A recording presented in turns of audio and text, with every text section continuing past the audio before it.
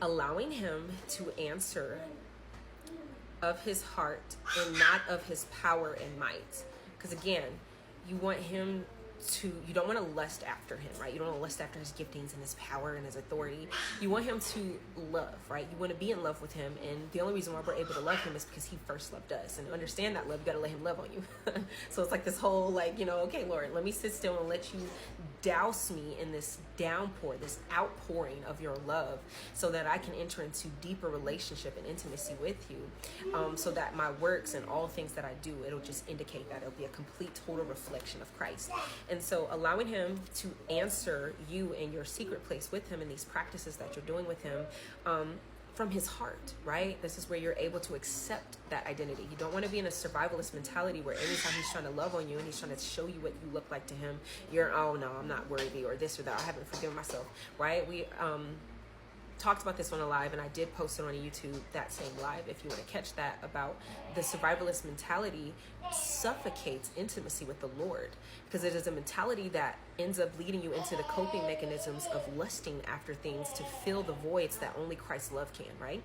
So you want to allow him to answer you from his heart and not his power and might. You foster a relationship with him, not based on needs in life, but who he is and who you are to him. And in Jeremiah 17, towards the very bottom of that chapter, it talks about the Sabbath day of rest, but the Sabbath day, an actual physical day where you can't bring all the cares and anxieties of life into that rest day. And this is the same thing spiritually. That has to stay at the threshold. You got to let that go. You have to be so in tune with constantly casting your cares to the Lord and doing things, so that when you enter into a relationship, you can allow him to do his perfect will of love over you, to take you further into things, so that those things don't hinder you, right?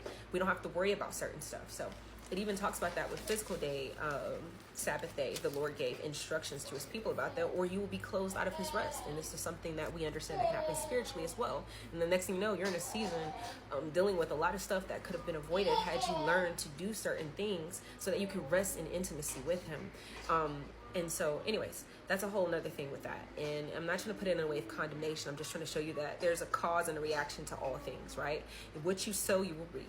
Things that you do with your hands will be given back unto you, right? And what you did. And so this is the same thing with certain seasons, where you can be closed out of a season of intimacy because you chose to approach it in works. And now you're dealing with stuff where you're like, I really should have just sat down and really learned to let patience have its perfect work, because now look at me. And I really needed intimacy in this point, because now I'm burning out in things that he's called me to do, and I will be held accountable for that. So intimacy is so important, because we already know what the Lord says about that in so many chapters in the New Testament, where he says, you know, good for you, you cast out demons, good for you, you preached to where people came to salvation. Who are you? I don't know from you. Get from me. You don't want that, right? You don't want to just be doing it because it makes you feel good. You want to have a relationship where you're in collaboration with him. So it's important to enter into his rest. This is so important. I don't know how else to explain it. It's an actual spiritual territory. This is a thing where Christ's authority, where you stand in. I don't know. I'm getting ahead of myself, and I don't want to lead to condemnation, but to conclude this insight into the Sabbath day. Seek and you will find.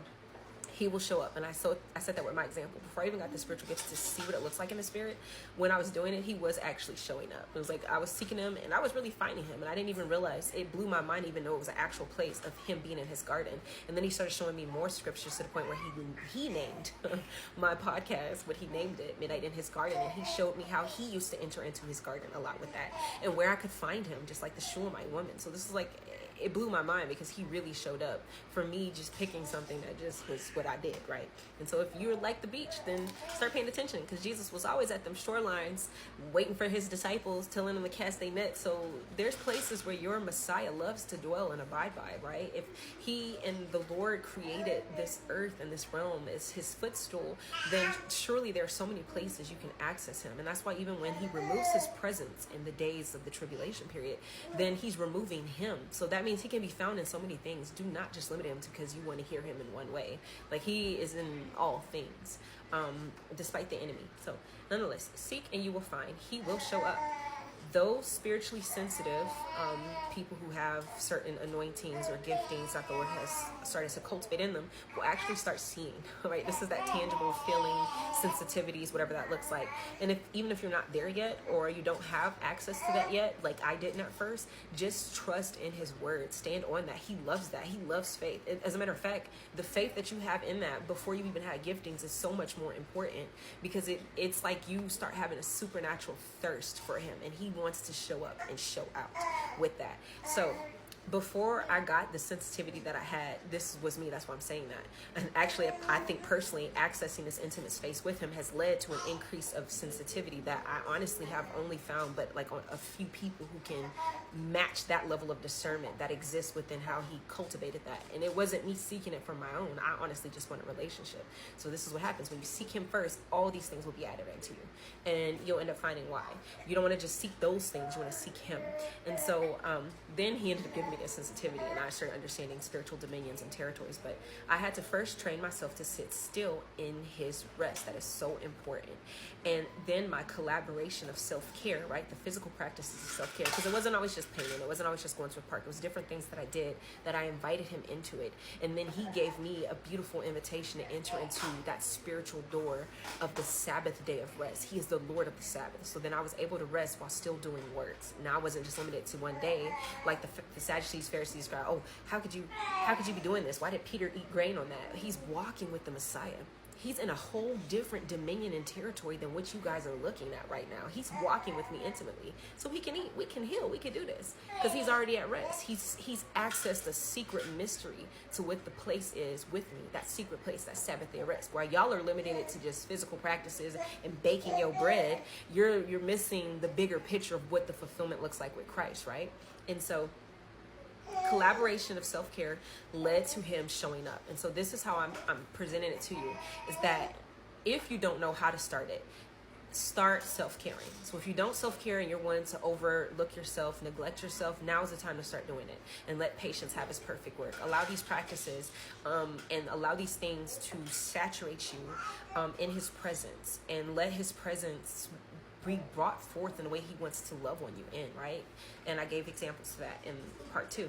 So training my spirit to enter into his rest led to supernatural or heightened encounters and experiences. It really honestly did, I'm telling you. Because at first when it started out, before I even started hearing his voice the way I did, it was just me desperate for him. My deep was crying out to his deep. I wanted him. I longed for him. I was sick of my spirit never having rest. I was so tired. I was so defeated. I was like, Lord, I can't do this. I need you. Help me. And he did. And he met me. And then he showed up and showed out in so much more than I ever could anticipate, and didn't really want. I still only want relationship. Now, if these things are conducive to me having a relationship with him, glory be to God. And then I found in relationship, he wanted me to use it for ministry. But none of those things were what I was seeking first. I just truly wanted to be at rest. I wanted to be in the arms, in the bosom like John was, right? Resting on my beloved's chest, right? The disciple whom Jesus loved is what I was going after. And I got so much more in return. So we know whatever door he opens cannot be closed. So in warfare, whatever you're going through in life, in seasons of having to be in an infirmity or whatever that looks like, right?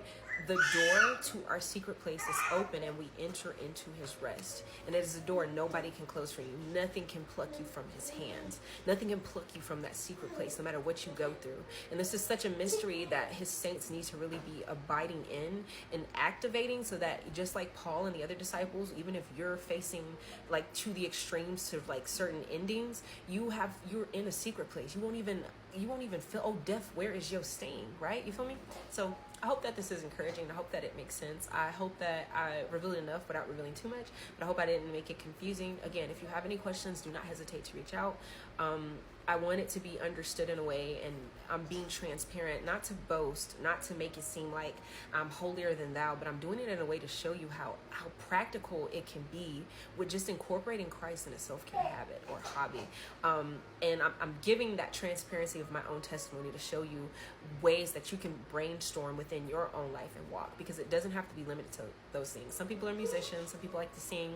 Other times it would just be me dancing and waiting for the Lord to guide what I would do in the spirit, because I have that gift. And then there were other times where it would just be me playing with my child, where I would start building Legos or building blocks or playing board games with him and watching the Lord help me see where he was at in the space, enjoying that time that I was spending in family, right? And family time, and seeing where he was at and envisioning him in these places, not forcefully, not trying to seek after these experiences. It was just more of like, I needed to know that I was never abandoned and I'm never alone. I wanted that type of intimacy with him. I wanted to be his friend. I wanted to know that I knew, right? And so you can too. So God bless you guys. I hope this helped.